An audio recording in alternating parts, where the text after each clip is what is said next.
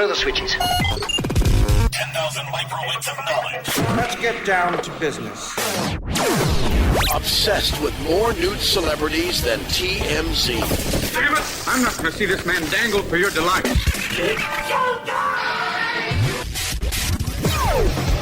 You're listening to The Director's Cut. The nation's #1 show about The movies.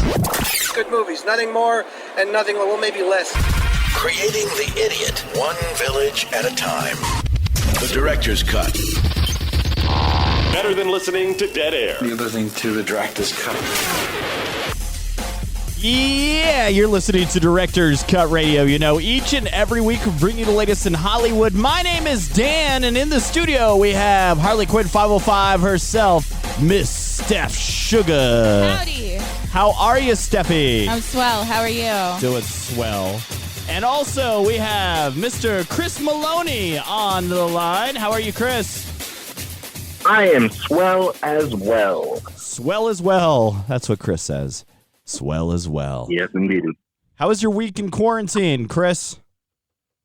I mean, same as it ever was. The days kind of blend together. Don't quite know what to do with yourself. And you stream a lot of things. How about you guys? We've been busy. We've been organizing the house, trying to get a renter into the back house because we used to use the back house for storage. So moving all that stuff out, organizing some of the stuff that we're keeping, getting rid of. It's just been going through crazy hell, and we're trying to get them in by the beginning of the month. So I've been doing a lot of trying to get that place up to speed. We added carpet, but instead of carpet, it's actually that green grass stuff. So AstroTurf? Yeah, it's like a thick, and it's not even. It's like the really fancy grass stuff that like really looks like real grass. So it's pretty nice. It's soft. It's not like the golfing green, like the hard plastic, short little cuts you up kind of thing. But this one's nice. It's really interesting. So it makes it have like this kind of Pee-wee Funhouse vibe to it.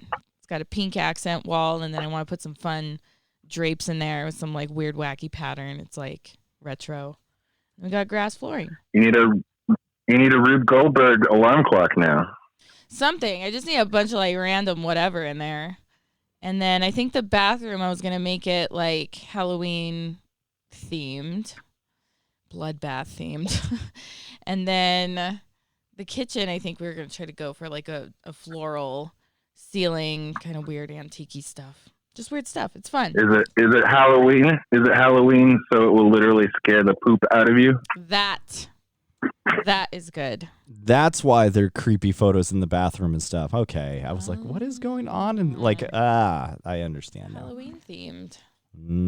Yes, it's aiding your digestive tract. Yes. Sure. So we've been doing a lot of that. A lot of construction stuff. And I've been remodels. I've been trying to avoid going to Lowe's because I tried once and it was insane. It's because everybody's at home and they're trying to fill their time with something to do. So going to Lowe's is like their pastime. So instead of getting essential items, they're just sitting there remodeling their bathrooms and adding new faucets and fixing all the things that have been on their honey-do list for about 8 months. Like we're looking at stuff too, like flooring and whatnot, right? But these people are, it's like extreme decorative, like extra over the top stuff that's not like pandemic worthy at all. And I'm like, you people. Well, and you you're bought not all wearing that a mask. toilet paper. Yeah, and they're not wearing a mask and they're not wearing gloves. And I'm just like, oh, it must be so nice for you to just go out and like buy some trim for the toilet seat, Karen. Yeah. You gotta fix up the bathroom, a nice place to store all that toilet paper. Right. So that's what they've been doing. It's just really insane going out for any reason. So we try to stay home as much as possible. We go for a walk every morning, which is in our little downtown area, and not touch anybody except for the dog. I think my problem lately is that like I'm starting to realize like order of operations, and I'm just like thinking certain things didn't have to go a certain way, or like extreme measures, or a different way of saying things. Like, if you're going to limit stores or limit people in the stores or whatever, like, you're going to limit us to doing life in general. I feel like mask and gloves should have been like a really big rule before just like telling people they can't go anywhere. Because now when people do go somewhere, they're still not wearing masks and gloves. And it's just like, it's recommended all over the place. The CDC, videos of how to make a simple mask. And, you know, first they started out with like, everybody needs to wear a mask and you got to get the N95 and blah, blah, blah. And then they were like, no, wait, stop buying those because the nurses actually need them. Yeah. And so it's just like, why did you just tell people to like stay in their house and trap them? And then now when they leave the house, there's still a risk because you're not like mandating a mask and gloves. Use the mask and glove. So I feel like that's making me mad, grinding my gears, because I'm like, that just should have been rule number 1. Wear this. Rule number 2, stay home. And if you can't stay home, you must refer back to rule number 1. Yeah. And then, you know, rule number 3, no playing baseball with your family of 12 and no holding Easter events with people, groups over 16. Like, and these are all things that I've seen in the last week. Yeah. I'm just like, okay. Now the church groups are getting mad because they can't go to church. Well, it wasn't going to church. It was the fact that their streaming service that they do from the church, they need the band. They need the people. They need all the people, right? And all the people total comes to 16 people. So some Karen at the church opened her mouth and was like, hey, well, we have 16 people. Is that still okay? It's like, you should have just done it. You literally should have just pulled a Steph and have just done it and just said Don't that ask the for band permission. played from the outside other portable of the church, the secret jazz area. Secret jazz area. Hell, we're doing a show right now, and there's only 3 of us, and we're doing live video and audio. Yeah. So I just feel There like you go. Yeah. a restraining order against the state of New Mexico. Like, you're not allowed in our church. Like, yeah. It'd be nice to have a band. Yeah, we'll have a band. We'll have a band. We could do this soon with a band Right. bumping in our show. Director's Cut House Band? We've had it I like before. it. We've had it before. We've done it before. It's really cool when you have a band bump in, and then you put a mic over there and you can hear them laughing and they interject their own stories and whatnot. It's always fun. So maybe we should do that soon. And we could do it from a bar or an event or something like that. And we could just do a whole, with a band and all that. It gets bigger. I like it. It'll be fun. We could do that this next year, I guess. 2021 is the way to go. Virus Fingers free. crossed. Yeah, when we get all virus free, scrub down. And anything in your world, Chris? Anything that you've done other than just stayed home and done your civic duty of relaxing and keeping away from spreading germs? That's pretty much the big one. We're just trying to get our house organized, make it a little bit more functionable, you know. But not a whole remodel like y'all. Yeah, that's kind of what we're doing. All right, we're going to take a little break. When we come back, we got more from Director's Cut Radio. Up next, we got some news and abuse, DVDs and Blu-rays, and stuff you can watch at home. So if you're still stuck at home, hiding, we'll give you something, all right? Henry David Thoreau's. We're going to take a break. We'll be back with more after this. Dropping your average IQ since 2005. I don't know what you're saying, but that's what's going on, yeah. The Director's Cut. TheDirector'sCutRadio.com. 1,000 microwinds of knowledge. You're listening to The Director's Cut. Without microphones, we'd still live with our parents.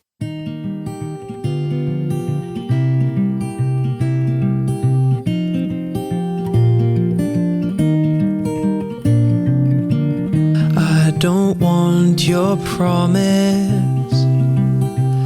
All I want is you. I don't need your reasons. Reasons don't ring true. I don't wanna be pushed to the side. Second guessing my obsession, and I'll be forever holding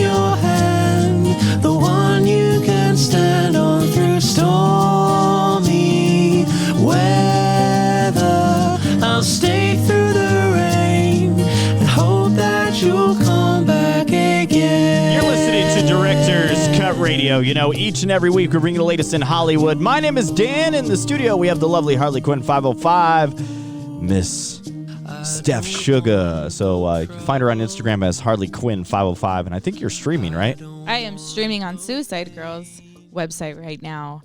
So anyone who is a member on there, and I'm going to save this stream. So if you actually join Suicide Girls, you'll be able to get on there and see it. Nice. And we try to do this every Sunday. So okay, if you want to see me on the Director's Cut show, get on Suicide Girls. Nice.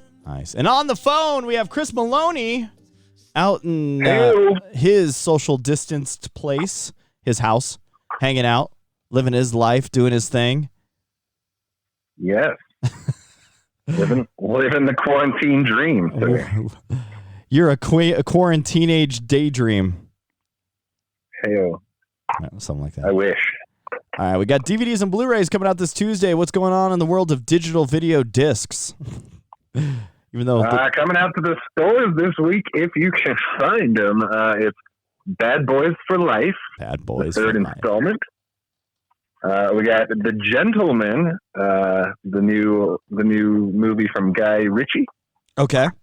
With Matthew McConaughey and Charlie Hunnam and some other folk, which I haven't seen yet. I'm really excited to see it. Gets rave reviews from my brother, however, but it's the best movie he's seen in years. So take that as it is. Rave reviews like from Chris Maloney's brother, The Gentleman. That's right. It's like next to you see all the captions for this movie on the box cover. It's like New York Times gave it 3 stars. Chris Maloney's brother. My brother liked it. Chris Maloney. I thought it was pretty good. Quote, Chris Maloney's brother. Yes. I like that. All right, what else? Also on DVD this week, we got Like a Boss. Like a Boss? Returning. It's Like a Boss. What's that one? That's oh yeah. That's I know what that one is. That's the Meghan Trainor. Tiffany Haddish, right? Yeah, Tiffany Haddish, Rose Byrne, Salma Hayek, Like a Boss. 2 friends with very different ideals start a beauty company together. One is more practical, and the other one wants to earn her fortune and live a lavish lifestyle like a boss. All fancy. Like a boss. I'm going to say that's not correct. What? That's not correct. That's correct. That's the movie. Well, that's you not can't the live. Lifestyle, you though. can't live like that. Yeah, no. It just sounds like Kylie Jenner fans are running to see that movie. They're like, I can just make makeup and be a millionaire in 8 minutes. Did you know that? Be a millionaire. She became a millionaire in 8 minutes. Wow. With the launch of her Kylie Cosmetics. That's insane. Yes. 8 minutes. 8 minutes. It's like your what'd you call it? Your pause? She's like, see, I didn't need my parents' money to be rich. It's like, a girl. Your last name's Jenner. But yeah. Yeah, it started there. It's easy. It's once you get the marketing in, then you can start selling stuff. She had the absolute best advertising, better than a billboard advertising, okay? Genetics. Genetics. Yeah, there's no Gen X, it's genetics. All she had to do was show up and sell anything. She could have sold, like, I don't know, something that is not needed, like popsicle covers. A ketchup popsicle. Yeah. I was just really hoping she'd meet somebody, like, and hyphenate her last name, so that way it would just be like Kylie Jenner, hyphenate whoever. And if she could just meet somebody with the last name Roll, so she'd be a Kylie General. Ah, that'd be great. Just basic. Just tone her down a bit. Or she'd be like a law firm, Jenner and Kenner. Better call Jenner. Better call Jenner.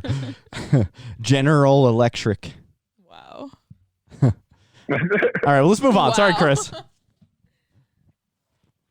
Also on DVD this week, we've got The Turning, Ip Man 4. Ip Man. The last full. Yeah, Ip Man. You ever watch the Ip Man series? No, I've seen it always comes up. Every few years there's an Ip Man conversation we have. At first I was calling it IP Man. I thought it was a guy that had to do with computers.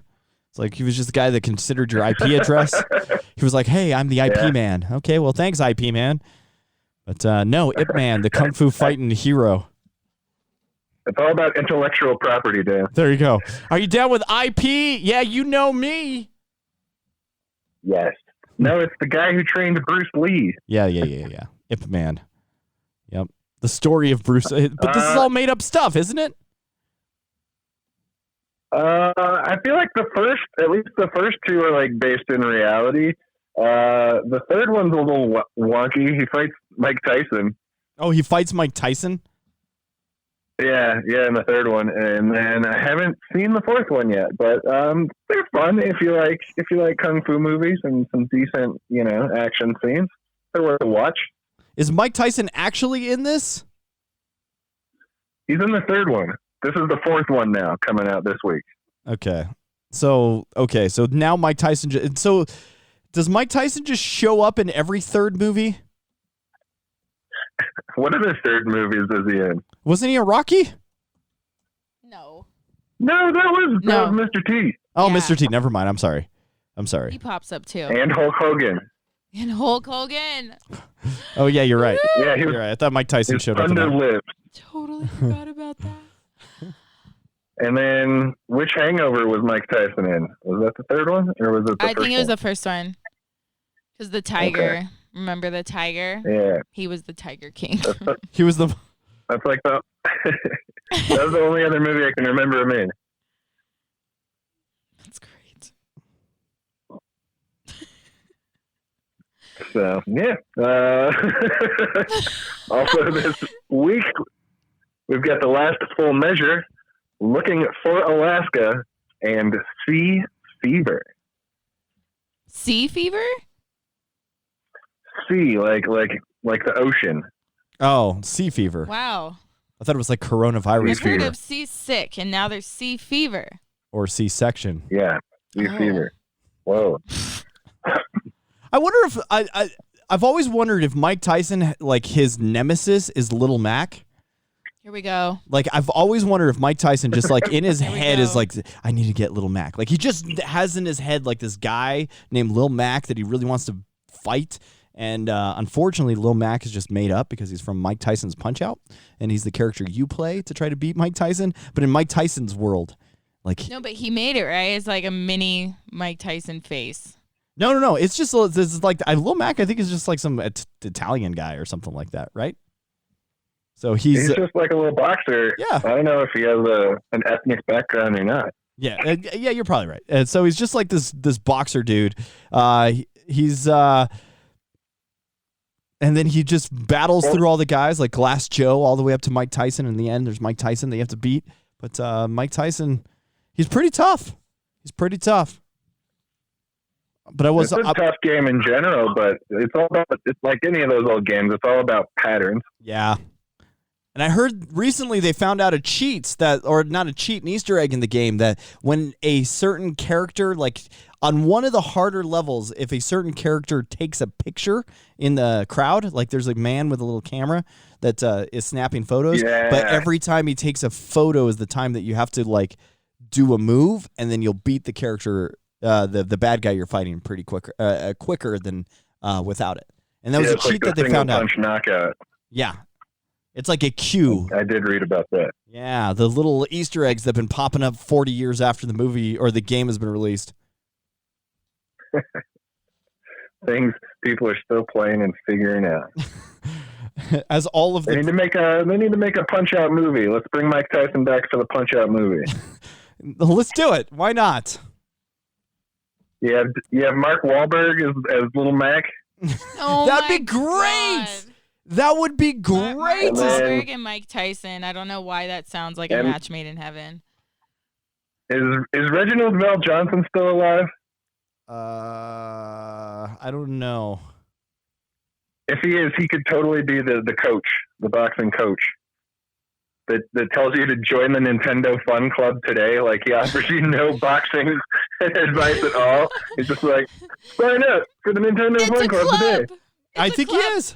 You want to be a part of it because it's called this. He'd be great. Yeah, no, he's still alive. He'd be great. There we go. I'm a fan of that. Who do you cast as King Hippo? You could have like Butterbean. He's an actual boxer, and he's kind of chunky. Butterbean. Butterbean. Serious. I'm down with that. Big Butterbean. Let's see. I'm gonna look up King Hippo. See if he Look up Butterbean. see if he brings me anybody that's any mental. You know, I used to eat the heck out of jelly beans. The heck out of jelly beans when I was a kid. And I can't tell you the last time I had jelly beans. And it was just Easter. It was just Easter. No, it's not Yeah, we good, haven't had Chris. jelly I'm beans in a eating while. Peeps. I'm eating Oreos that have troll filling. Okay? It's not normal. We need to bring back Captain N. Speaking of, that's what I'm talking Ooh, about. I bought Captain. Corn Pops yesterday. Oh, you got corn pops. Sorry.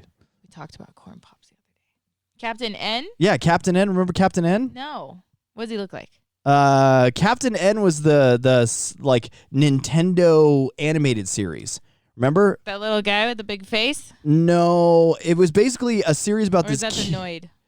Oh, that's the that's Noid? Annoyed. Yeah. I'm annoyed. I think of that. No, Captain N was the Captain N, the game master. He was like a kid that was so good that gets zapped into his video game, and he has to fight all the characters. And it was kind of a weird story because let's see. I vaguely remember it, but like I don't really feel like I remember. Kid Icarus was on the show, right?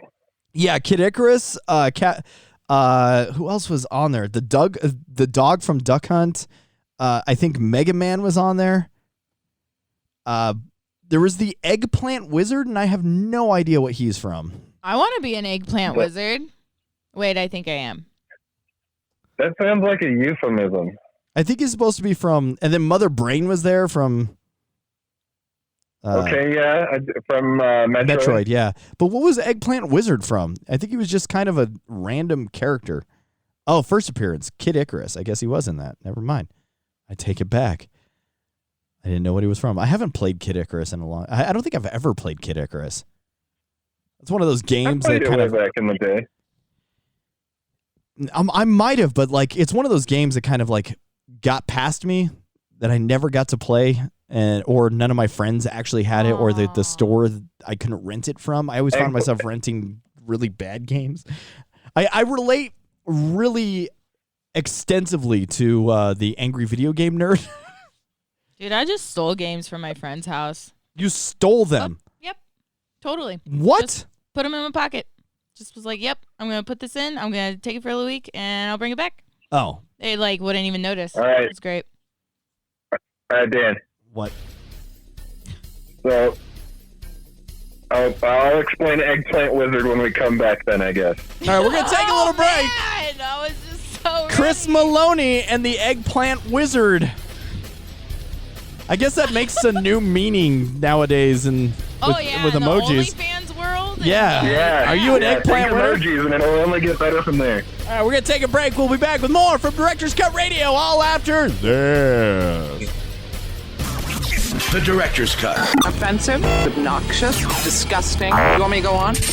Insulting listeners since 2005.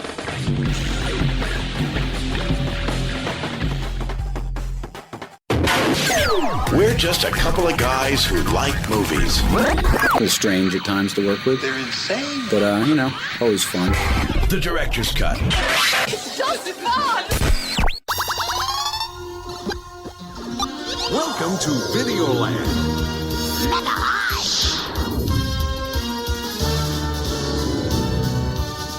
Wake up, Kid Icarus.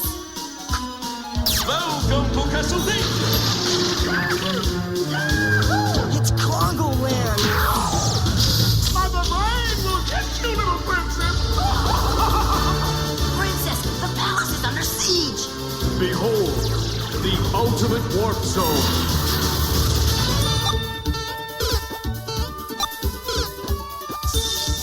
Kevin, I thought I told you to clean up your room.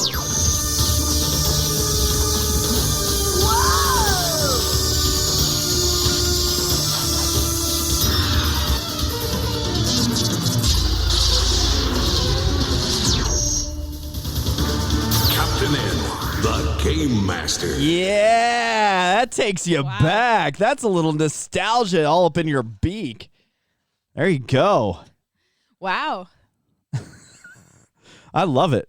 I love it. Are there other captains of the alphabet? Or just Captain N. He's Captain Nintendo. That's who he is. All right, you're listening to Director's Cut Radio. My name is Dan. In the studio, we have lovely Harley Quinn 505 on Instagram.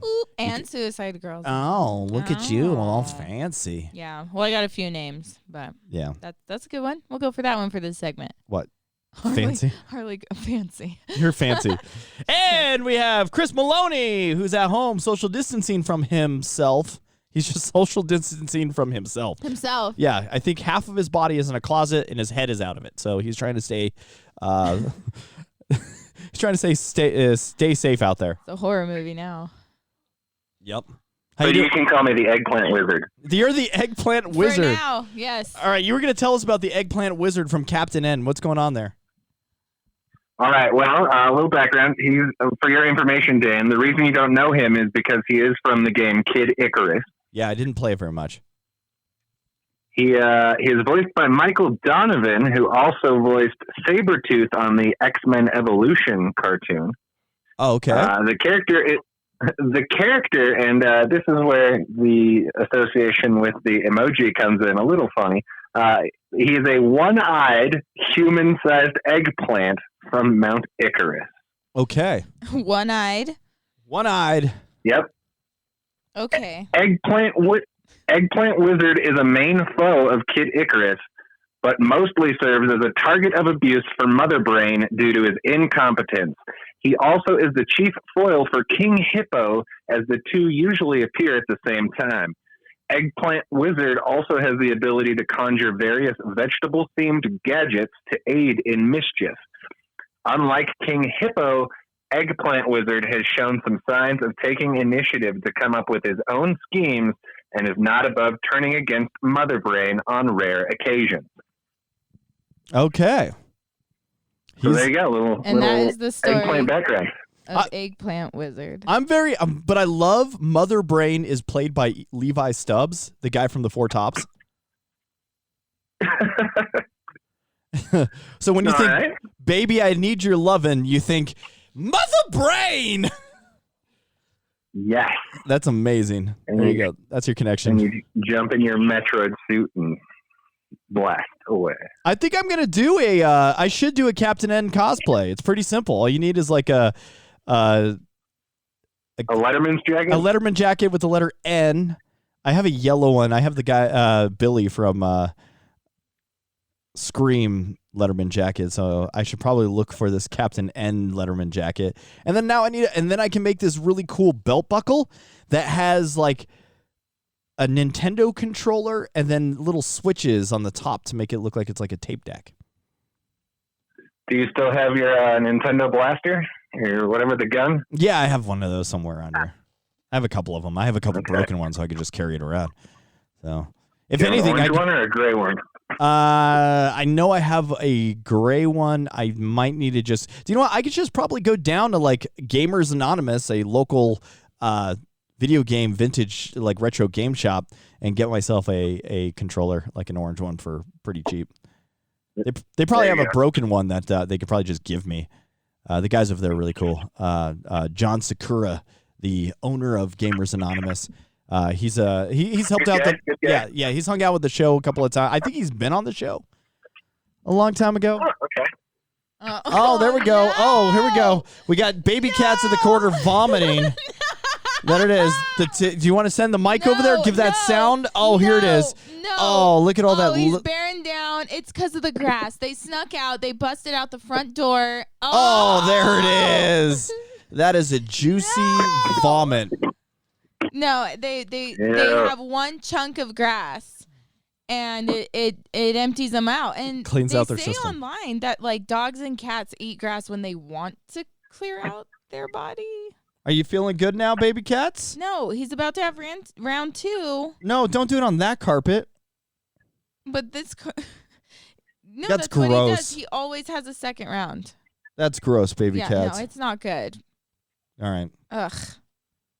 That's awful. That's our moment of the morning. Well, anyway, he didn't like hearing about whatever we were talking about. Baby Cats is the first judge of the show. He's like, That was it. He wasn't eating grass. He was just like, I'm sick of the Captain N stuff. Like, that was a show that was only on for a limited amount of time and didn't really delve into the world of Nintendo as much as it should have or could have. You're right. You're right. Even though it did a better job. Actually, Captain N would have made a better movie than Super Mario Brothers, the movie. Oh, my gosh. Wouldn't that be right? Yeah, no, Super Mario Brothers, the movie. Woo. Do you know what? They should make a Captain N movie. No. Why not, man? Well, I think Nintendo's what? They're slowly starting to venture back into the movie realm, I'm hearing.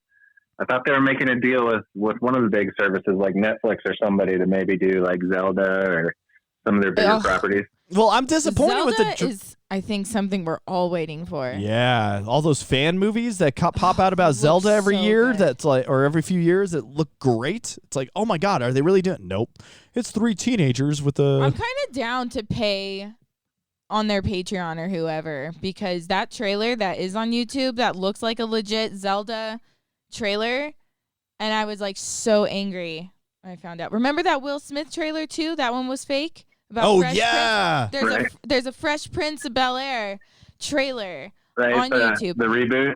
And it looks like it's a real movie trailer for Fresh Prince. Nope, not real. Same thing with the Edward Scissorhands or the Beetlejuice 2. That one was floating around for a good while. And that's definitely fake. But the trailer for Zelda, that one looked really legit. That was cool. I am down to get on those kids' Patreon, support that, pay them to do it. And with the excitement about or the fandom, they'll do it right because they're fans. They're actual fans. Yes, and the popularity of Game of Thrones and movies like that or shows like that, I bet you it would light up. It would be on fire if that came out. Yep. I'd like to see a series if they were to go with Zelda, over a movie. Let's do our missing link game again. Oh, we have to do that. Let's post it on the page, and we'll just call it the missing link. And we're just gonna find out who's doing it, who's doing these episodes in the fandom, and who can we like. All right. We'll do it. Yeah, we had when we did Comic-Con Fort Collins Comic-Con, we found we were looking for the weakest link, and we had an arm wrestling contest for all the Link cosplayers, and found the weakest link. It was great. We got 12 people. We did non-dominant arm wrestling. Non-dominant arm left-handed, totally fair, neutral. Yeah. It was so cool. It was great. So they thought it was great. We're playing a game called the missing link, or the weakest link. The weakest link. Yes. We were trying to find who was the weakest link, and they got a prize. Yeah, it was, and they all loved. I was handing out signed prints, and then we were doing little cosplay segment interviews with them. And that was great. We need to do that again. Okay, let's reach out. That's a good idea. Yeah, it was fun. It was fun. Fort Collins Comic-Con. I want that to go viral. Was amazing. All right. I guess we could do a movie review since do you have any more news and abuse that we could use, or we'll do that in the next segment? Well, if we want to finish up what's coming out next week on Hulu, on the 20th, Paranormal Activity 3 comes out. For the kiddos, on the 24th, Abominable comes out, if you like Yetis. Okay. On Disney Plus this week, we've got a new Jane Goodall special, The Hope. And then on Netflix this week, they're giving us Extraction, the new action movie starring Thor himself, Chris Hemsworth. We got Afterlife Season 2 with Ricky Gervais, Django Unchained, The Artist, and Who Can't Resist a Good 420 special. They're doing Cooked with Cannabis on 420 this week. Yes. Okay. Where can we find that again? For Cooking with Cannabis? On Netflix. All right. That is what we're doing. Sounds good. I need speaking of, I need to find some clones so I could grow some and I have my PPL license, so I could grow it if I need to, and I want to do some salves and stuff. We're probably going to have to find someone privately because no shops are going to have it. I know. That's awful. Because the employees are taking them home because yeah, that's pretty much what it is. As soon as they come out, they're like, done. So I might have to reach out and see if any friends or family has them. All right. Speaking of, that's it. Or if you're in New Mexico and have a PPL license, let me know. We just want to grow some plants. Yeah. I know I could get the seeds. I know Supplies exactly are where low, to get man. seeds, but maybe I should just do that. See if we could do it. Everyone's postponing their 420 celebrations because that's where they actually hand out free plants. Yeah. Free everything. There's a cakewalk. You grab a cake. It's made with something, and then you do a little cakewalk. It's ridiculous. You go home with way too much stuff, and you're like, I have to eat all this within like 3 days. It's a fun time. All right, let's start. We could do at least a movie review, or at least start one. Is there anything that you saw that could be quick that you wanted to chat about, Chris? This week we watched the Crisis on Infinite Earth crossover special of the, I guess, Arrowverse, for lack of a better term, the DC TV universe. Ah. Wow. Okay. And tell us about it. It was it's like a 5 or 6 part series with crossing over Supergirl, Batwoman, Flash, Arrow, and Legends of Tomorrow. And this was it was fairly epic. It was kind of like the Avengers Endgame for this particular universe.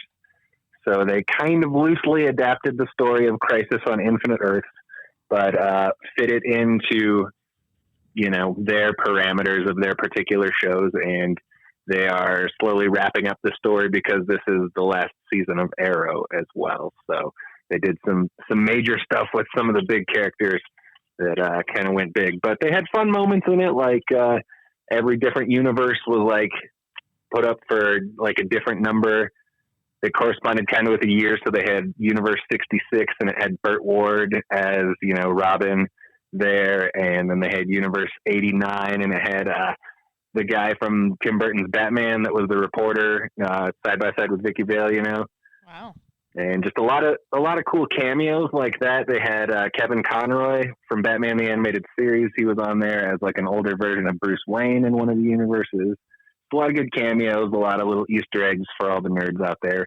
But overall, I thought it was a little bit hard to follow, and they went with a little bit too much to try and keep the story straight. So it was fun as a fan just to see all the different things they tried to do, but as far as the story went, it got a little muddled for me. But it's worth a watch for the fans out there. One of my fans on Suicide Girls right now his name is Zeet Leader. I don't know. I'm so bad at pronouncing names. But he just said it's really 6 episodes. Black Lightning didn't get their own episode, and that they've watched this Crisis at least 6 times already. It's okay. So there you go. I'd agree with it. It's all right. It wasn't mind blowing, but it was kind of fun just to see all the little cameos and Easter eggs up there. Yeah. But yeah, I forgot Black Lightning. He's in there as well. Wow. So it's just cool to see like the characters in action again, I guess. But like the storyline isn't anything like amazing. Yeah, especially if you've read like that comic book, you know. As a comic fan myself, I've kind of had to, you know, put all my knowledge of comic books aside when watching these shows, and you just kind of got to accept that they're doing their own thing that's loosely based on what you know. So if you put all that aside, it can be fun, but overall, this was just kind of meh.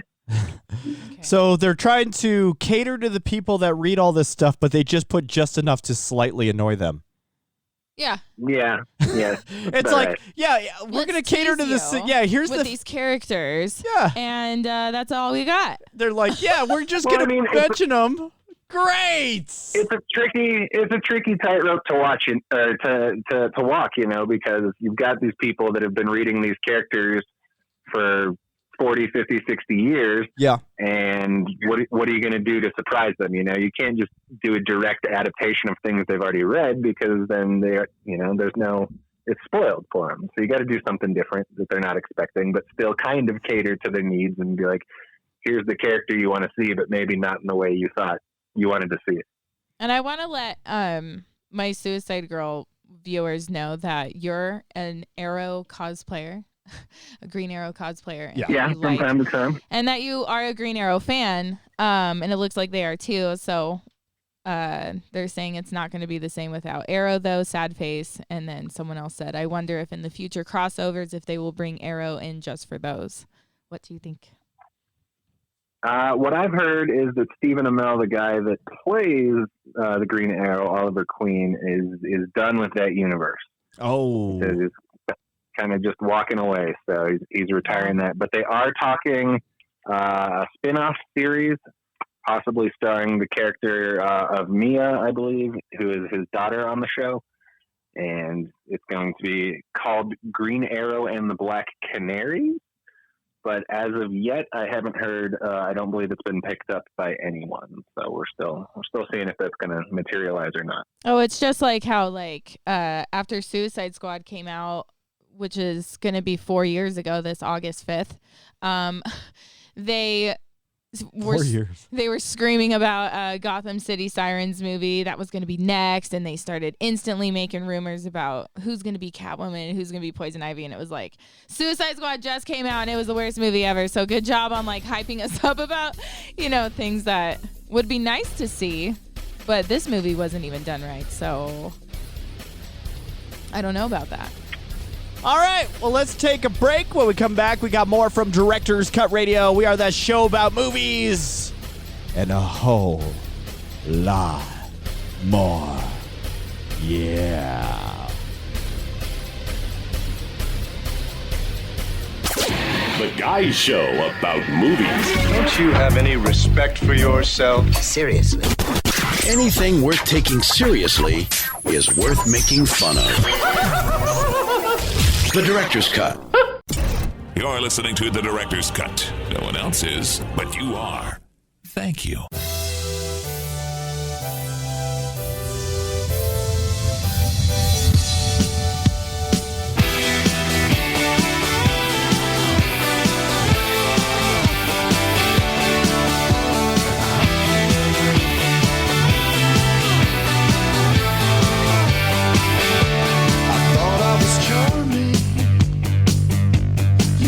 Say no. We met at your party. You came to my show.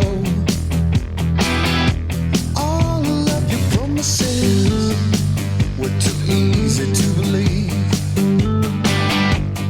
When I was wearing my heart on my sleeve, but you're a good time.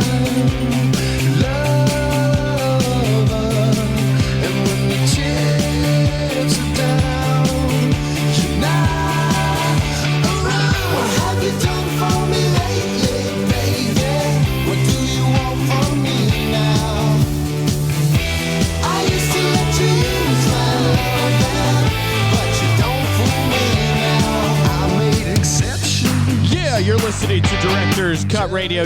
Each and every week we're bringing the latest in Hollywood. My name is Dan, and in the studio we have the lovely Harley Quinn 505 from Instagram, Miss Steph Sugar. And she's been doing a little dance to Loomis and the Lust. The song is called Good Time Lover. Hey, if you ever want to get your music played on Director's Cut Radio, we're broadcast all across the country on multiple radio stations, AM, FM, and some little online streaming stations. Send us an email. Just go to our website, directorscutradio.com. At the bottom of the page, it says, send us your music.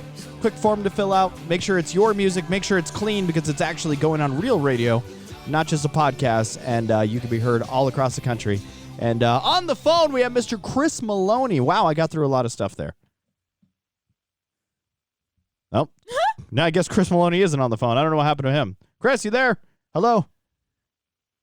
Oh, hey, how you doing? Are you there? Oh, yeah. Hey. Oh, hey. How like are you? He pops out of a hole in the ground. I'm like, sometimes. did I screw something up? No, I forgot to take myself off mute. Yeah. Panty Ninja is back.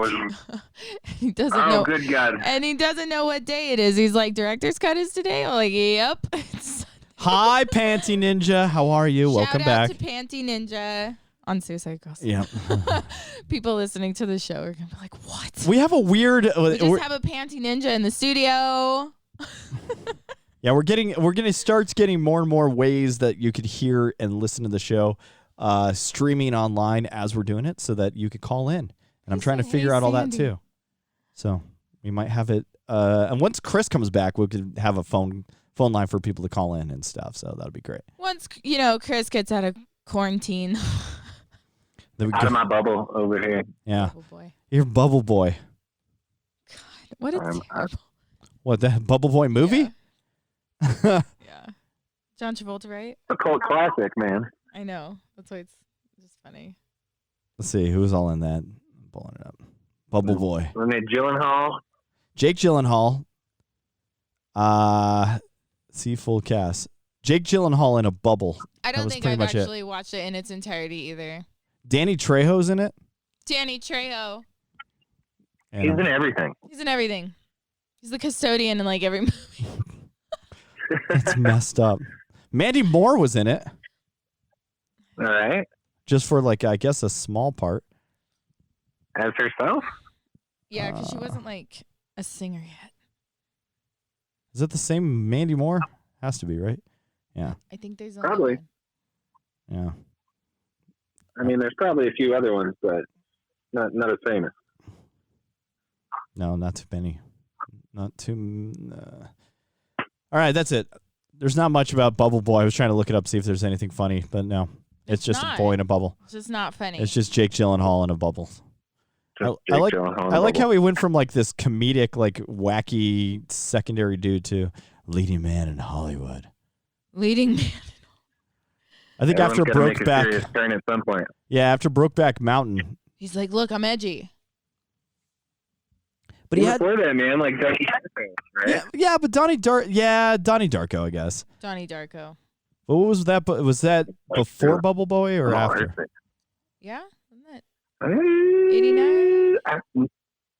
Yeah. I feel like that might have been before. Same year, Donnie Darko and Bubble Boy, 2001. I just don't know. Let me see the release date of Donnie Darko. Candy Ninja wants to know if we've watched the Jay and Silent Bob reboot. I have watched Jay and Silent Bob reboot. There it is. What'd you think? Of course, yeah. Oh yeah, we have our Kevin Smith review. Oh, yeah. We can do that now. Start off. Yeah, let's do that. All right, so this week, Steph and I finally saw the movie CopOut after many years of just ignoring it and not thinking that it's a Kevin Smith movie and just kind of checking it out. It's terrible. Because it was online and we were just throwing something in the background while we were kind of doing other things. But we threw in CopOut and I sat and watched it and didn't pay attention to the other things that I was doing. So I guess that gained my attention for an entire movie length.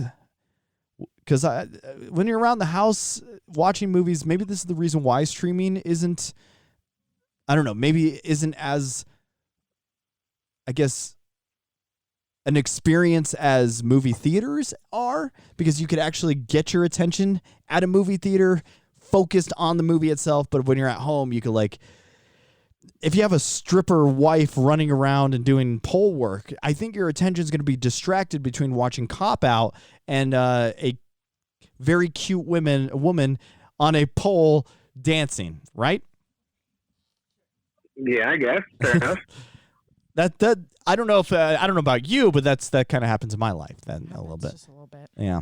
So, but this time the movie actually kept my attention for a good whatever length of the film, and I was surprised that it was a Kevin Smith film because it didn't feel like one at all.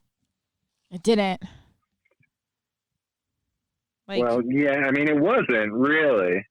It's just a movie that he directed. Yeah, but he kind of had he chose the script of something that like you could tell that he chose a script that was kind of his style a little bit. Like, because you have these characters that are yammering about secondary things in a very Quentin Tarantino-esque way, but it was leaning comedy in a Kevin Smith-esque way. I think that's what was bugging me, was that there was certain editing styles that totally had the vibe that like seemed like it could be good. Like, I don't know, that the angles looked like it was getting very Tarantino, and then like the next scene was just so like dry comedy, sarcastic, like masturbation humor, essentially. That started leaning into that. And it was like the Kevin Smithy, yeah, he does the masturbation humor, but he also is very smart about it, and his dialogue is usually really thick, and I think that's really the core of Kevin Smith movies, is how thick and intense his dialogue is between his characters. Panty Ninja says it is a money grab film. Yeah, I think so. And also gave him his chance to work with, what's his name? Willis. Yeah, Bruce Willis. Oh, yeah. There were some big names in this But, movie. but he hated Bruce Willis after this film, right? Yeah. I think that's the main crux of the whole thing is that he really just wanted to work with Bruce Willis, and this gave him a chance to do it. But then after it all went down, it's the aftermath and the story. Yeah, I believe it's in one of the Evening with Kevin Smith DVDs, but just the story of him working with Bruce Willis, I think, is much more entertaining than the movie itself. But do you have to see the movie for context of this story, or is it just, hey, I got to work with Bruce Willis? It's Kevin Smith, so he's a fairly good storyteller, and goes into fairly good details. So it's worth checking out. It's probably on YouTube somewhere as well. All right, we're going to take a little break. When we come back, we got more from Director's Cut Radio. We are that show about movies. And Bruce Willis. Yeah. We'll do that. We'll be back all after this. One podcast, one radio, lots of insanity. The Director's Cut.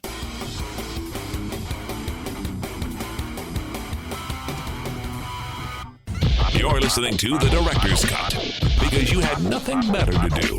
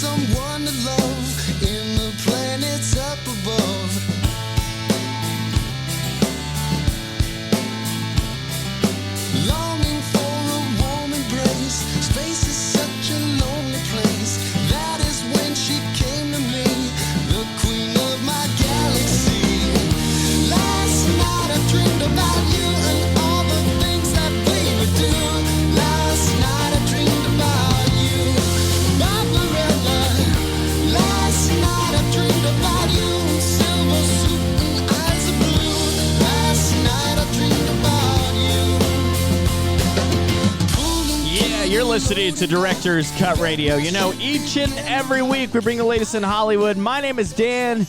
In the studio we have Harley Quinn 505, Miss Steph Sugar, and on the phone, Chris Maloney, our man, self-distancing and social distancing from everyone because he's a very sad, sad man. Whoa! No, I'm just kidding. Not all the time. I'm just kidding. I didn't want to. I just wanted to throw some depth in there to make it seem like. We all get a little sad sometimes, though, right? Very sad. Sad. What did you get? Oh, okay. Now Steph is brought out. Welcome to this is how a radio show works. She has decided to pull out a bowl of nuts. What are those? Almonds?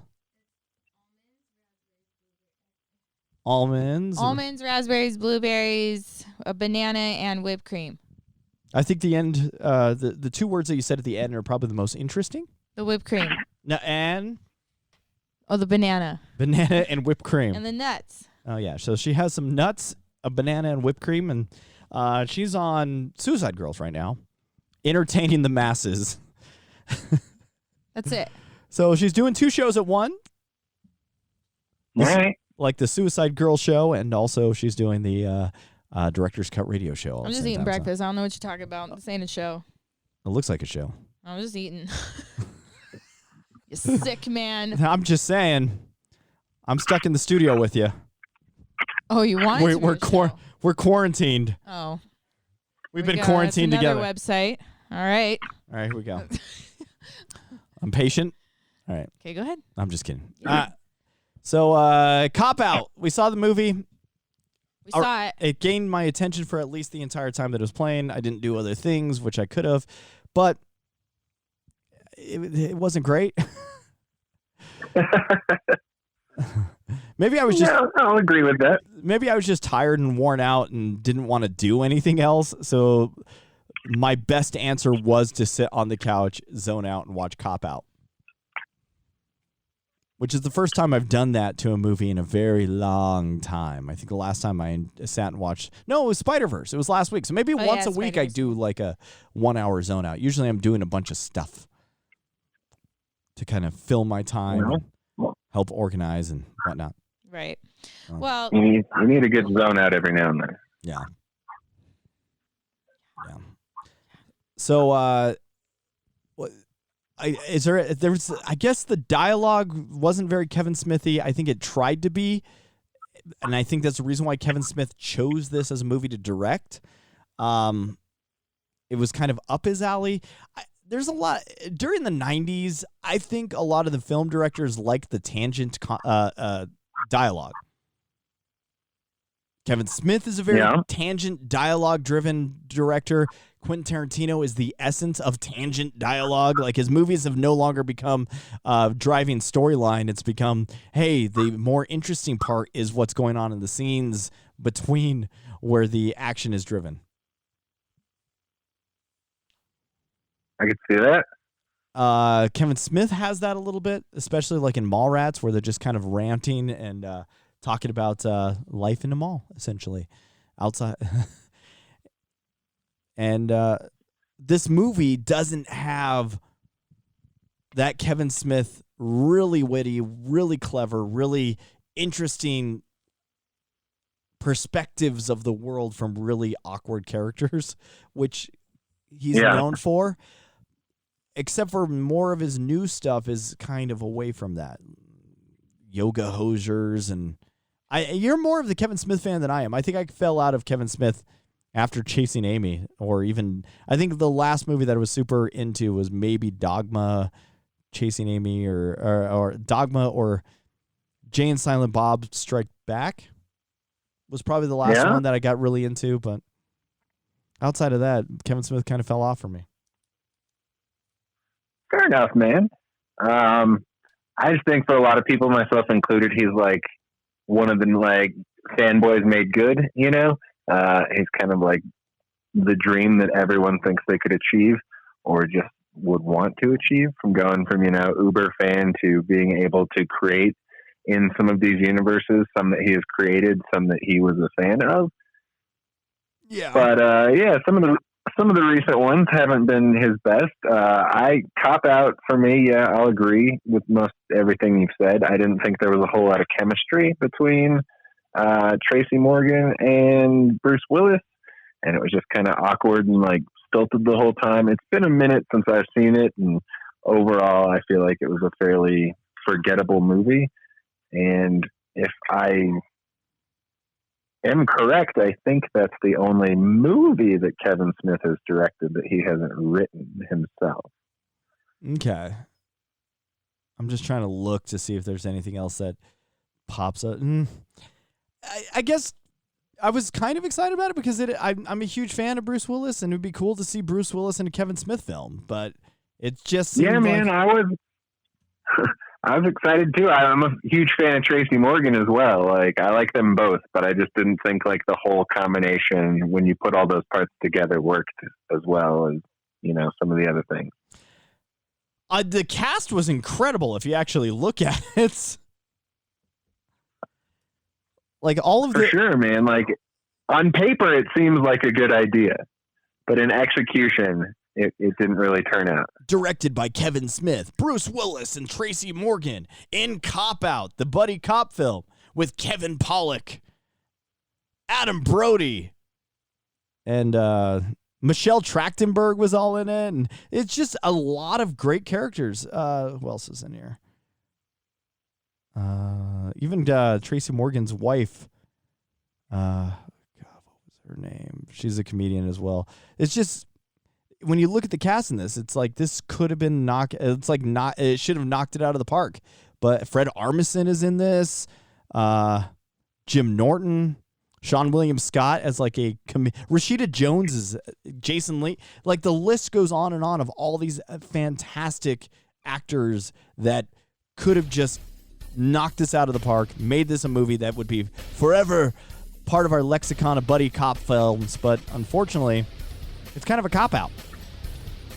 There you go. Let's take a break. When we come back, well, I guess with CopOut, I say skip it or kind of forget about it.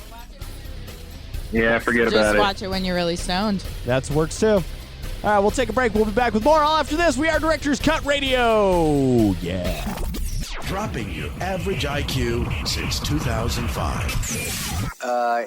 I don't know what you're saying, but that's what's going on, yeah. The Director's Cut. TheDirector'sCutRadio.com. You're listening to The Director's Cut. It's all about the movie. I've been on my own too long. I'm tired of myself. I've been on my own 2 feet. It's about time that I fell. Yeah, you're listening to Director's Cut Radio. You know, each and every week we're bringing the latest in Hollywood. My name is Dan. In the studio, eating a banana, or actually the whipped cream off of a banana. Her name is Harley Quinn 505 on Instagram. Steph Sugar. Hello. So that's an interesting way to eat whipped cream there. This is the Ready Whip Extra Creamy. Okay. And this is a banana. Okay. And so you get the whipped cream and you put it on the banana. Okay. And then you can either take bites of the banana or you can just lick the whipped cream off. And that's what you've been doing. You've been licking the whipped cream off of the banana. It's like a great utensil to serve whipped cream. I'll get too full if I eat the banana. So I'd rather just have whipped cream first, and then like when I'm ready to just, stop eating whipped cream, then I'll eat the banana as like a plug. Okay. To keep my stomach full. But it takes a while for you to slowly lick that whipped cream off of the banana. I could see that. A little bit. But that's the Suicide Girls special. Okay, so you are streaming on Suicide Girls website.com for the Suicide Girl, I guess, special. If you're the member. Sunday, this is the Sunday. Sinful Sunday special on Suicide Girls. And Chris Maloney's on the phone. How are you, Chris? I'm all right, man. I'm not eating any whipped cream off of anything, unfortunately. Okay. Well, maybe you should start, and that could be all part of the radio show. I guess it'll be one of those things that for America. One of these things that we'll do as soon as we could start streaming live weekly back in the studio. You know what Panty Ninja just said? What? He said, I heard the stimulus check is a loan and needs to be paid back next year. Are you telling me they're going to take this out of our taxes next year? I think it is. I think it's actually just a loan. That's why it just came from the... Yeah. Wow. Yeah, I think it is. Cool. All right. Well, it's a boost. That's what I heard. But it's like, I'll take a tax advance, especially at this time. If need be, soon we'll be making a loaf of money, like $2 million. Right? That's what I hope. Hopefully. Yeah. I need some money, man. Yeah, hopefully soon. But all right. Well, to follow up on all the Dan drama with his radio station job, that we did get a cherry on top yesterday. Oh yeah, we'll keep that quiet.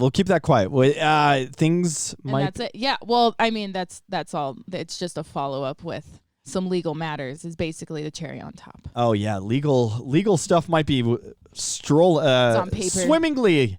It's on paper with happily, the state.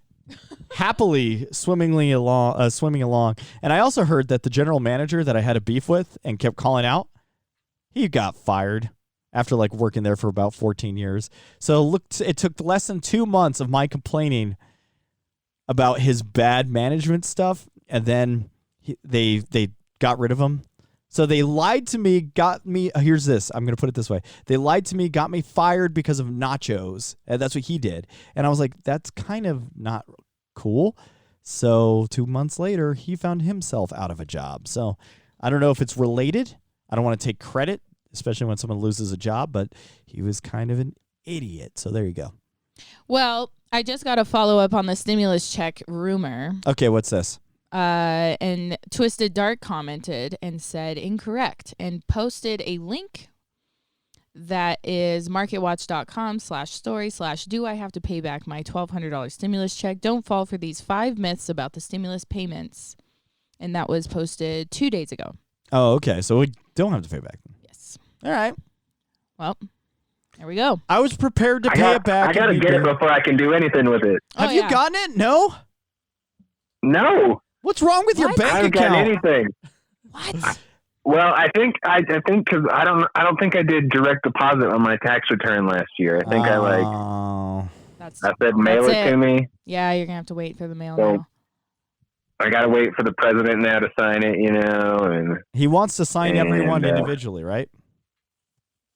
I have his name printed on him. I think like how when Marty Chavez was the mayor, like every sign had to say like City of Albuquerque, Marty Chavez. Oh yes, yeah, I remember that. I think it's that same kind of thing. So I don't think he's not sitting there personally signing 3.5 million checks or however. I think they're just like printing his name on there so he can take credit for giving people money. Does he have one of those automatic pens, like from the I don't know 50s and 60s that they just put the papers in there and it would automatically sign? He's probably got something equivalent or better, I'm sure. Or a printer. He's running the country. Now it's just a printer. It used to be a little automatic pen that like they would sign the checks and whatnot with a pen, but you put the pen in the machine and the machine would do the signature the way that you would, which is kind of weird. But, all right. Chris, was there anything else that any other news and abuse that piqued your interest this week? Well, first of all, rest in peace now, Brian Dennehy of Tommy Boy fame. And who was he? Definitely. He was Chris Farley's dad in Tommy Boy. Oh man. He was also in First Blood. Oh man. Yeah. Oh man. That's what I want as my sound, my sound for the board. A little sad. Oh man. Do I have anything? No, I just have buzzer. Oh my god. No, that's not sad. No. Yeah. No, that's awful. Nope. He's a party. Nope, that's it. That's it. Nope, nothing. You just ruined it. I love Tommy Boy. Brian Dennehy has passed away. I was 8 when Chris Farley. No audience. No. Why'd they clap? They're jerks. It's terrible. Anyways, who else? In a little bit happier news, Michael Che from SNL has, in memory of his grandmother who just passed, he paid the rent for her entire apartment complex. Yeah, good thing. Now, I guess all of her like co-tenants are like, yeah, glad she died. We don't have to pay rent now. That's awful. That's awful, Chris. And since we were talking Kevin Smith, he did some good guy stuff this week as well. What did he do? He paid off the entire pull list for all the customers at his comic book store during this time. So anyone who had stuff on subscription at Jay and Silent Bob's Secret Stash, your subscription has been paid for this week. Wow. Look at you. That's a yeah. That's a yeah. Yeah, there you go. Nobody died that time. Nobody died. I like Steph's face. She's like, oh my God. Oh my God. People are dying. What a rainbow. Are you guys what? It's a nice rainbow after the storm. Yeah. All right, what else, Chris? Are you guys Comcast subscribers? Like TV? Yes. We might be. Because it was cheaper to get the TV internet package together than it was to pay for the internet package alone, which was really annoying. It's like you save $20 if you get the TV bundle, and it's like basic cable, and I don't think I've ever hooked it up to the TV. Well, if you want access to a new streaming service this week, you might want to hook it up because NBC is releasing their streaming service, The Peacock, early to the Comcast Xfinity subscribers. Yeah, that's the studio audience is excited about that for those that want to see the Peacock.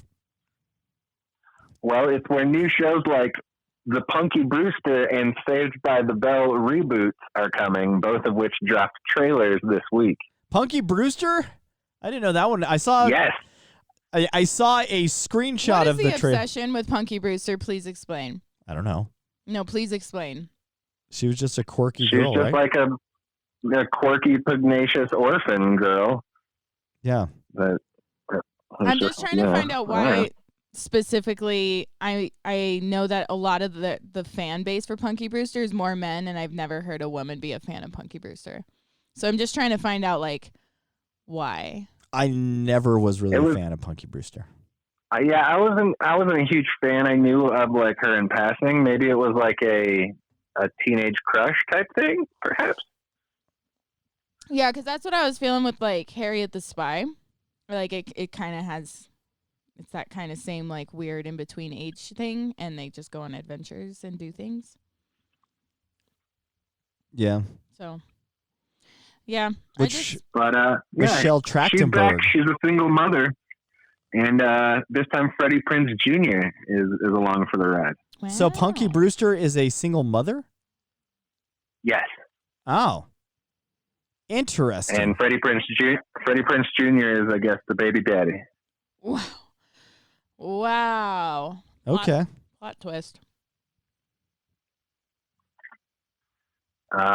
Something else to look forward to this May. Did you guys ever watch the Bandersnatch Black Mirror episode? What was that one about again? It was like the Choose Your Own Adventure Netflix, where you could make decisions. Oh, no. Oh, no, we never saw that one. Yeah. That's cool. Okay, well, then I recommend you do it because it's kind of fun and interactive. But this May, they're doing the same thing, but this time for the Unbreakable Kimmy Schmidt. Oh, cool. That's cool. So it'll be an interactive episode where you try to help Kimmy battle and or escape from the evil Reverend played by John Hamm. Okay. I'm down. Yeah, definitely. And Community came out on Netflix last week, and this has once again sparked rumors. Joel McHale himself has said that he thinks the possibility of the Community movie is definitely now back on, now that it's at Netflix. Joel McHale back in the news. Community's popping up. He was doing the Tiger King 8th episode. Look at him. Hopefully that gets fulfilled and all the cast comes back. Kevin Smith again went back in the news. He launched a pop-up for his restaurant, Moobies. If you ever saw Clerks 2, yes, the fake restaurant this week is launching a pop-up in Los Angeles, all to benefit COVID-19. And I think it's delivered through Grubhub or DoorDash or one of those, but it's all vegan and it's got lasagna sandwiches and other stuff. Wow. I love lasagna. I haven't made lasagna in a while. I need to make it. Lasagna does sound pretty good. It does sound good. It's a pasta cake. Pasta cake? Yeah. It's a pasta cake. It's layers. You cut it. You should make lasagna. Here's the trick. Make lasagna in a round pan next time. And then slice it cut it like into a slices? cake. Yeah. And then put a little candle on top? Yeah. There you go. I'm down with that. Pasta cake. And make the ricottas like little poofs of icing on the cake. That could work. A little ricotta cheese. Or just the sauce. Thick red. It's just a red cake. No? You know ricotta cheese is in lasagna, right, Dan? Yeah, it goes on the inside. Not on top. It goes everywhere, actually. All over the place. It's lasagna. I'm Italian. I have one of those. Everywhere. You open up, you eat it. You like it, all right? I have an all edges. It could be an all edges lasagna pan and get the crispy lasagna everywhere. Yeah, you can eat the whole rind of the cake if you want. The rind?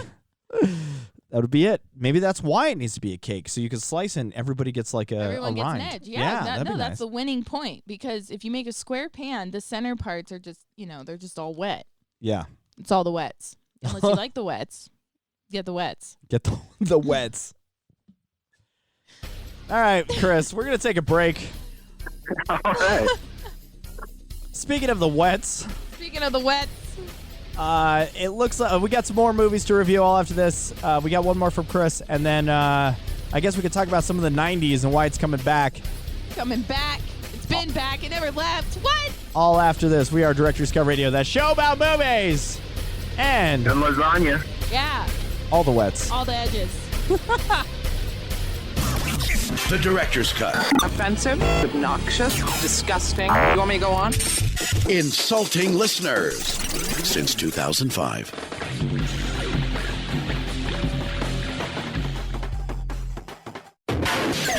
We're just a couple of guys who like movies. It's strange at times to work with. They're insane. But, always fun. The Director's Cut. It's just fun!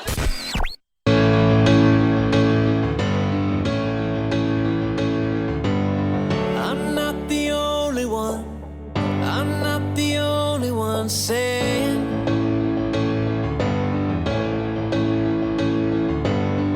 I'm not the only one saying you stepped out of line. I'm not the better man. I'm not the better man you left behind.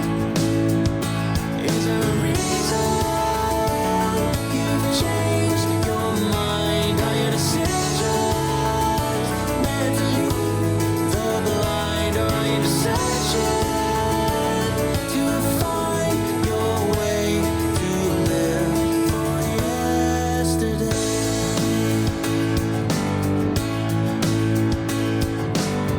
You're not the only one. You're not the only one with memories. Yeah, you're listening to Director's Cut Radio. You know, each and every week, bringing the latest in Hollywood. My name is Dan. In the studio, we have the Harley Quinn 505. No artificial growth hormones here. Or in the whipped cream, apparently. You're causing some artificial growth on people. Oh. Or is that all natural, organic? I am the hormone. Whoa. The sound you make is a hormone. Ooh. Hormone. I don't even know if I'm allowed to say that on the radio. All right, we got Chris Maloney on there. Hi, Chris. How are you? Hi, how you doing? Just trying to break all the rules. We kind of are. Inconspicuously. I think that's the point of Director's Cut Radio. We've been doing that for a very long time.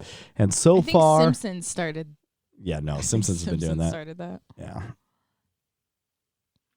But now people actually watch TV. Mm-hmm. They're streaming. And like the celebrities are mad.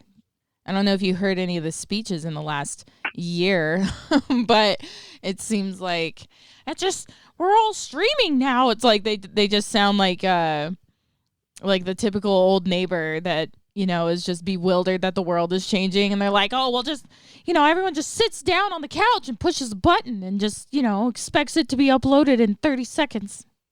Back in my day, I had to wait 30 minutes for a game to load. I was literally telling my kids that the other day, actually.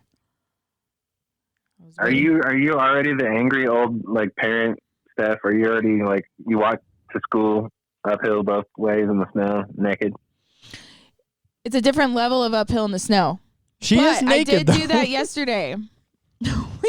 we went to the crest and I hiked up a hill in the snow. Naked. Yes, we have photos of that. That is hilarious. That's great. But I think it's when I realize the kids are being impatient about something, and then you have to kind of give them reality so that way they understand. They don't believe that I'm young. They don't believe that I'm young. They don't believe that I was young like them. Yeah. They literally are like, no, you've never been through that. I'm like, I'm literally telling you. I'm literally telling you. And they just don't get it. And I'm like, wow. And I just feel for my parents because I was the same way. So yeah. It's the angry old person mob. And I think a lot of the celebrity speeches at the award shows, they were just kind of they're at that point because they're upset that they're not really getting movie gigs, and that I think they're just mad that they've turned down streaming gigs because they're like, oh, no, it's just a show. No, I only do movies. Blah. And then they realize that the shows actually got more awards successful. than their Yeah. movies. So that's my conspiracy theory. If you were to really think about it, it's like, well, They're probably mad that they turned down a show. Because look at Schitt's Creek. It's huge. Those are huge names in there. They're all at the award shows the last 2 years. Yeah. Getting awards. Good show. Yeah. Jolly good show. Jolly good. Jolly good. What else did you see this week, Chris? I know you had something else. Last night we watched a movie called Big Time Adolescence, starring Pete Davidson from SNL. Okay. And it's kind of the story of like Pete Davidson is dating a girl, but like while he's dating her, he hangs out with her little brother. And so they just kind of become friends even after he breaks up with the sister. So he's just kind of like that older brother figure that this kid never had, and he just hangs out with him and all his older friends, and they're all just kind of slacker stoner kids. But he's, that young, impressionable age, and it's just kind of one of those coming of age stories around the high school 16-year-old kid hanging out with, a much older crowd. And it had its moments, but overall I thought it was kind of slow.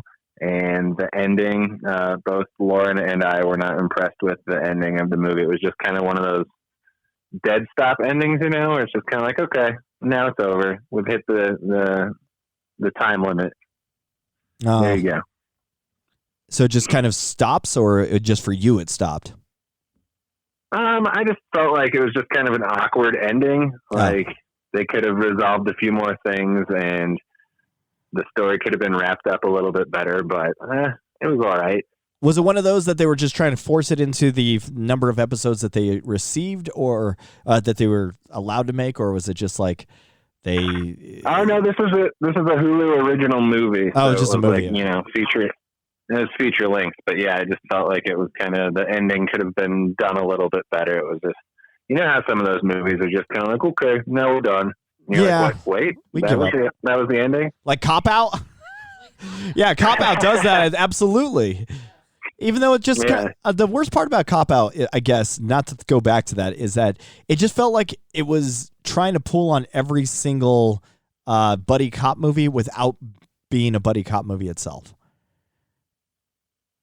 Okay, I can see that. It was trying to like mimic or feel like it was a tribute to every single buddy cop movie out there, but most of the time these guys were in their car just hanging out talking about other things and not really spending the time on the actual crime or buddy cop film itself. And every time they cut to this bad guy, it just seems so racist and cliche that like they have this like Latino evil guy and the Latino henchman, and it just felt really, really cliche and racist. And then it jumps into how evil he really is, and how every time they cut to him, he's like killing some of his own people just to make him even more evil. And then the premise of the entire thing isn't like life and death. It's really just like, oh, it's a baseball card.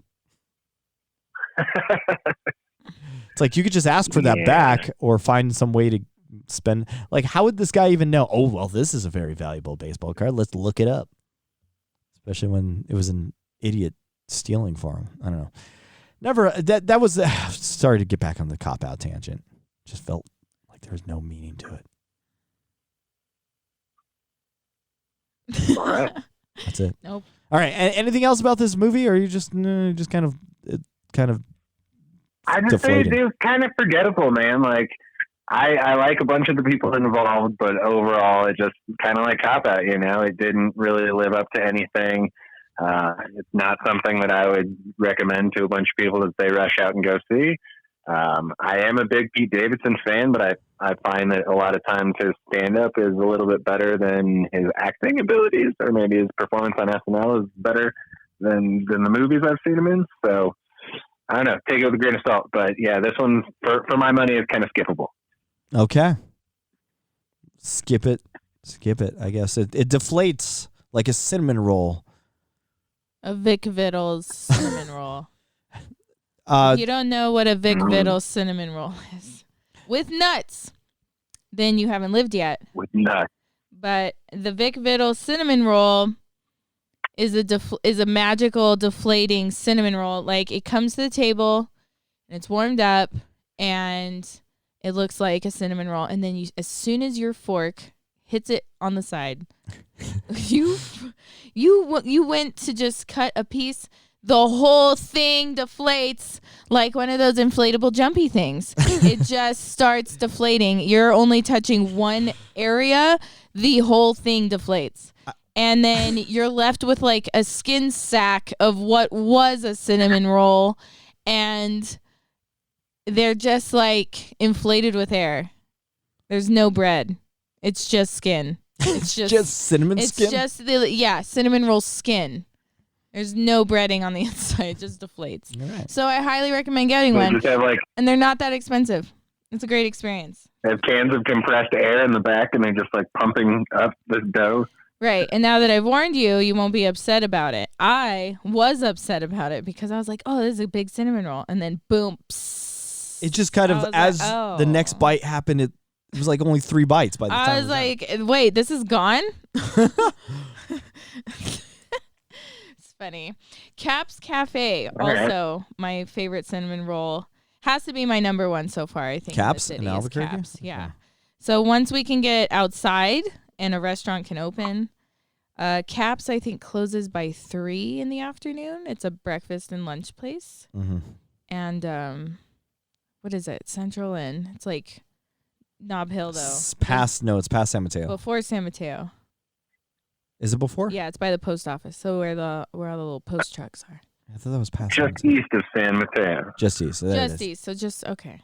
Yeah, it's there. It's called Caps with a K, and it's got this really cute like 70s diner vibe to it. Like I could totally see me recreating like some Pulp Fiction inspired video shoot in there. It'd be really cool. And across the street is the post office training ground, which is very funny. The training ground to drive a mail truck. Yeah, they teach you how to drive a mail truck because you're on the opposite side, and then they have little mailboxes all set up. It's really funny. Have you seen that, Chris? I want to apply just to like. I've seen it. I've never really seen them driving around though. I Okay. Drive a mail truck. Yeah, I want to try. Like, if maybe that's the perfect place to learn how to drive a mail truck. That's it. Or Europe. Or Europe. Europe.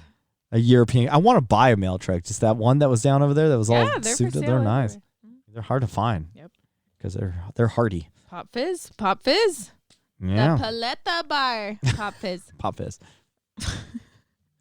All right. Anything else, Chris, that you have movie-wise that you want to chat about, or I guess that you've seen this week?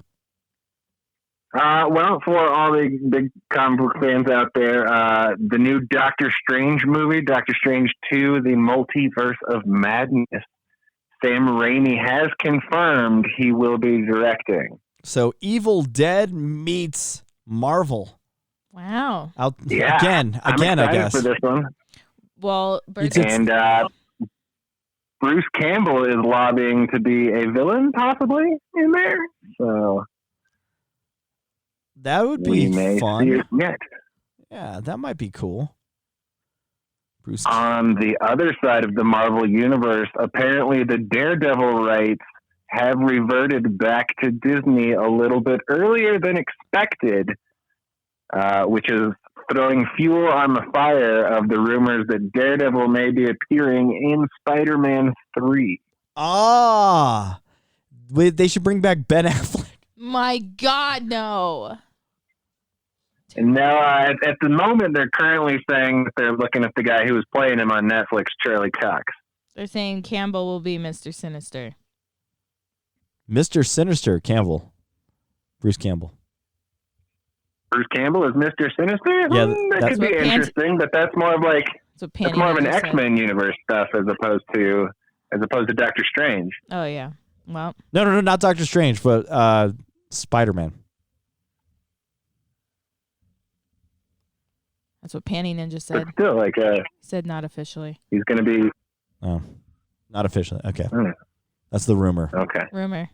Rumour. All right, Panty Ninja. Check. In other comic book stuff, apparently HBO Max is going to be coming out swinging, man. They got J.J. Abrams signed on for a Shining spinoff, as well as a Justice League Dark adaptation for the new HBO Max streaming service. Okay. It's which HBO are we like? They have 3 streaming services now. They have HBO Now, HBO Go, and now this. Are they going to be separate or are they all together? I think HBO Max is like the big be all end all, and that's where they're going to be streaming a bunch of like new stuff, like all the current stuff. I don't know how it works out. I think it's HBO Now, the one that they kind of made free. Yeah. But then after they did that, Hulu put up all the free stuff anyway, so you don't really need to sign up for the HBO one. So. Okay. But how is the stream or the live channel going to work now? Is that going to still exist? Because now if they just have their streaming service that works great, what's the point of broadcasting live on cable and Dish and Direct? I mean, I guess if you still have the cable box at home, maybe you just plug that into the streaming service. I imagine I never really had cable, nor do I currently. So, but I imagine, through all the hookups and everything, you could sign up for different apps. And are they just going to launch the episodes or the show at the certain time that the streaming or the actual live is going to be? Well, I would think, I don't know, maybe contractually they have to put it on the channel first? Maybe. That's what I'm wondering. Because I know currently with a lot of TV shows that have, or channels that have their own streaming services, like the CW and soon to be NBC, I think they put it up usually a day after it's on the TV or over the air. Yeah, but if they're trying to launch their streaming service to be as competitive against like Netflix and Disney Plus and all of them, how are they? Do you think they're just going to jump in and do it that way? Still continue the day after? Stuff that's on the channel, but like certain things are only available through the streaming service. Yeah, especially only through this HBO Max and not their other platforms. Yeah, that's what I'm wondering, because now there's so many things that if you subscribe to if you subscribe to Comcast with HBO, guess what? Now you get access to the HBO Go or HBO Now or whatever it is. But then if HBO's launching their own streaming service to be like this premium channel beyond even the premium channels, guess what? Where does it lie? Where does their loyalty? Like they launch new stuff to that first? I don't know. Yet to be seen. All right, we'll figure it out. We're going to take a break. When we come back, it's the end of the show right here with Director's Cut Radio. And we'll talk about whatever. All after this. We're that show about movies. And yes, a whole lot more. The Guy Show about movies. Don't you have any respect for yourself? Seriously. Anything worth taking seriously is worth making fun of. The Director's Cut. I wet my bed until I was 19. There's no shame in that. Only half of our audience is below average. The Director's Cut. Gimme.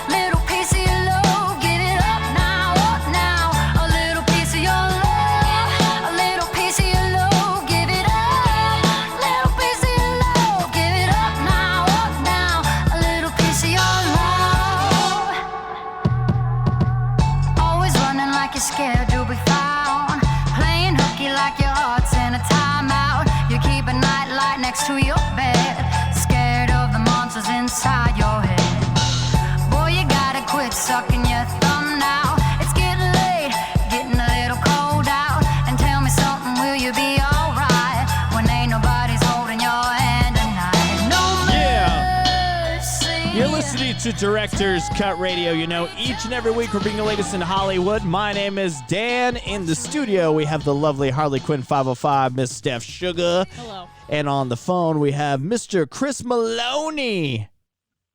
Hey there, hi there, ho there. Hey there, hi there, ho there. Is there anything coming up? Betcha. Anything coming up soon that we should be looking forward to, either next week or anything that you feel?